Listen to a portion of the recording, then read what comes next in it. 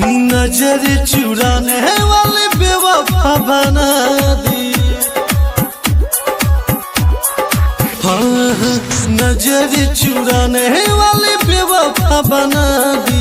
नजर चुराने वाले बेवफा बना दी।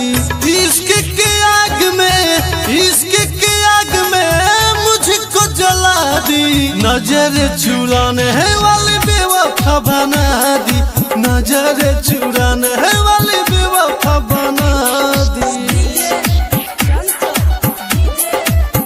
Mix by Durga recording studio हावे गुलंबर के पास।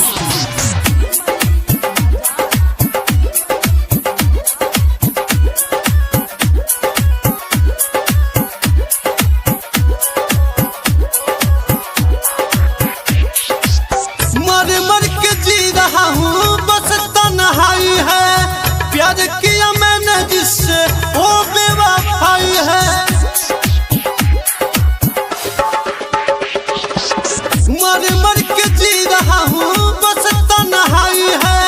प्यार किया मैंने जिससे वो बेवफाई है। लव के बीमारी मेरे दिल में लगा दी। नजर चुराने वाली बेवफा बना दी।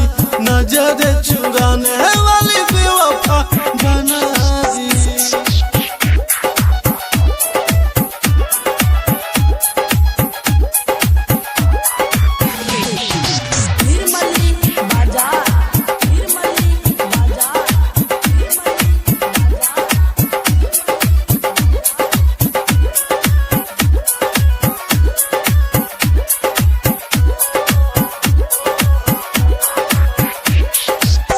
इश्क के तन्हा में तीन शब्द पाते हैं।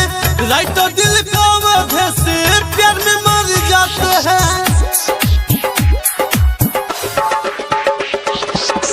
इश्क के तन्हा में तीन शब्द पाते हैं। राइट और दिल को वजह से प्यार में मर जाते हैं। निरंजन निराला को घायल बना दी। नजर चुराने वाली बेवफा बना दी। नजर चुराने वाली बेवफा बना दी। Mix by Durga recording studio हावे गुलंबर के पास।